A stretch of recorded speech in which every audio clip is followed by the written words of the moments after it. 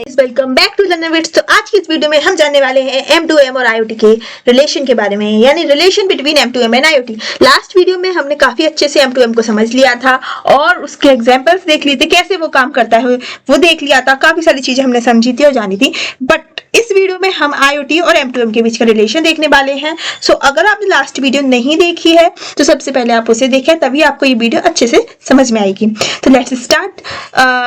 M2M क्या है? तो M2M का मशीन टू मशीन, M2M का मतलब होता है मशीन टू मशीन, यानी कम्युनिकेशन बिटवीन टू और मोर मशीन्स। एक मशीन से दूसरी मशीन का डायरेक्ट कम्युनिकेशन, या फिर बीच में एक सर्वर हो सकता है, क्लाउड सर्वर, उसके साथ कनेक्शन। मतलब एक मशीन का दूसरी मशीन से ही कम्युनिकेशन होना चाहिए और बिना किसी ह्यूमन के इन्वॉल्वमेंट के होना चाहिए। ये हमारा M2M में होता है। ठीक है, मशीन से मशीन का communication without any human interfere या involvement. Okay, so this is the M2M। But IoT is internet of things. तो इसमें हम कम्युनिकेशन कराते हैं मशीन का और काफी सारे सिस्टम का ह्यूमन की हेल्प के साथ, या ह्यूमन की इन्वॉल्वमेंट जिसमें होती है। सो अगर हम इनके बीच का रिलेशन अच्छे से देखें, मशीन से एक मशीन को कनेक्ट करता है ताकि वो कम्युनिकेट कर सके, वो होता है हमारा M2M। और IoT में कनेक्ट होते हैं मशीन और ह्यूमंस और सिस्टम्स। ठीक है, इसके एग्जाम्पल भी हमने काफी सारे देख लिए, समझ लिए। क्योंकि ये सब्जेक्ट ही हमारा IoT है, तो IoT को तो हमने बहुत ही अच्छे से अंडरस्टैंड कर रखा है।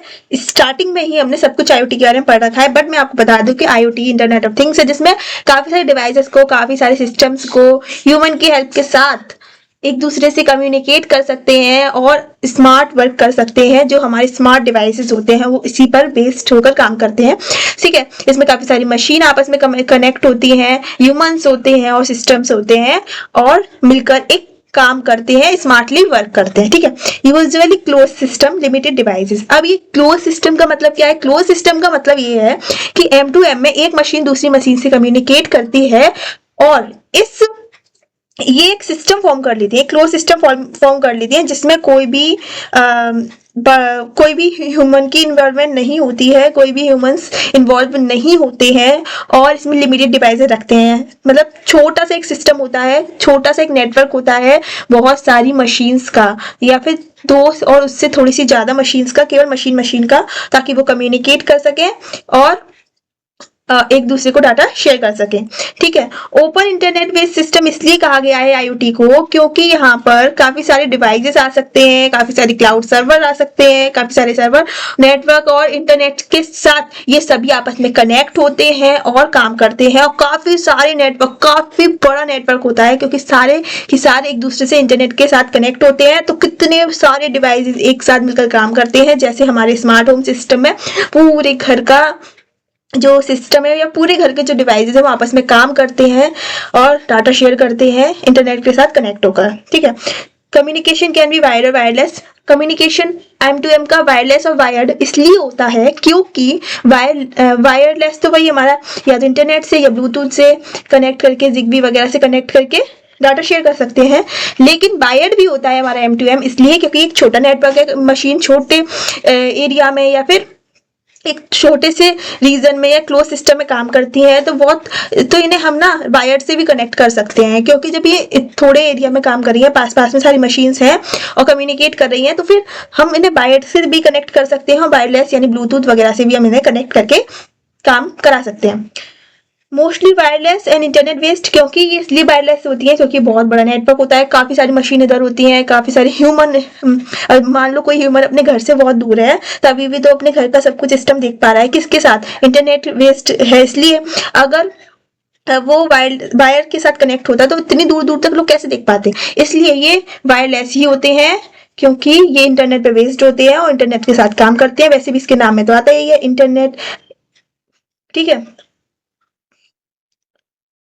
Focus on automation between devices. अब इसमें फोकस क्या होता है? M2M का फोकस या एम क्या है? उसका एम ये है कि काफी सारे डिवाइस अपने आप काम कर सकें, अपने आप ऑटोमेटिकली वर्क कर सकें।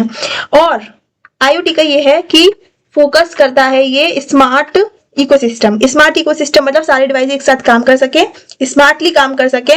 अब ये इसमें जरूरी नहीं है कि केवल डिवाइस ही स्मार्टली काम कर सके, इसमें अगर ह्यूमन की हेल्प लेनी है तो वो ले सकता है, और अगर उससे काफी सारे और भी डिवाइसेस की हेल्प लेनी है तो वो ले सकता है, और काफी सारी नेटवर्क की मदद लेनी है, ब्लूटूथ, इंटरनेट वगैरह जिस चीज की भी उसको जरूरत है वो करेगा, लेकिन वो स्मार्टली काम करेगा।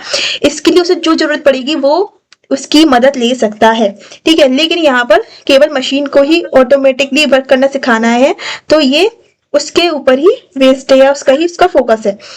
एग्जाम्पल अगर हम M2M का देखें, AC auto start after sensor signal. Sensor signal क्या है? एक मशीन है। सेंसर सिग्नल एक मशीन है जिसने सिग्नल भेजे एसी को, तो एसी जो है वो ऑटोमेटिकली स्टार्ट हो गया।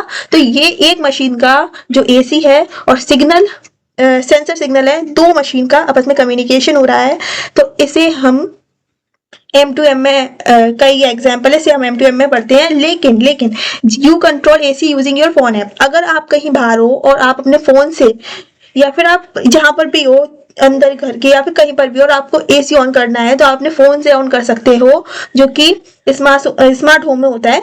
वो किसकी मदद से होता है? वो IoT की मदद से होता है। इसलिए हम इसमें IoT में हम ये पढ़ते हैं कि स्मार्टली चीजें कैसे वर्क करती हैं। अब यहाँ पर ह्यूमन ने अपने फोन से एसी ऑन किया तो उसने स्मार्टली तो काम किया, लेकिन यहाँ ह्यूमन की इन्वॉल्वमेंट हो गई, इसलिए ये IoT है। और यहाँ ह्यूमन की इन्वॉल्वमेंट नहीं थी, एक मशीन ने दूसरी मशीन को ऐसे सिग्नल भेज दिया था, तो ये M2M है, ठीक है। तो IoT बहुत सारी मशीन, बहुत सारे ह्यूमंस या फिर बहुत सारे नेटवर्क मिलकर एक बहुत अच्छा स्मार्ट वर्क करते हैं, या स्मार्ट इकोसिस्टम क्रिएट करते हैं।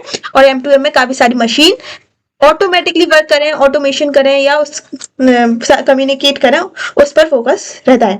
तो इन शॉर्ट IoT क्या है? M2M इंटरनेट, क्लाउड, एनालिटिक्स और एप्लीकेशंस, यानी इन सब के साथ मिलकर जो काम करता है, इन सभी का यूज कर जो काम करता है और स्मार्टली वर्क करता है, उसे हम कहते हैं IoT। उसे ही हम कहते हैं IoT। This is very important line.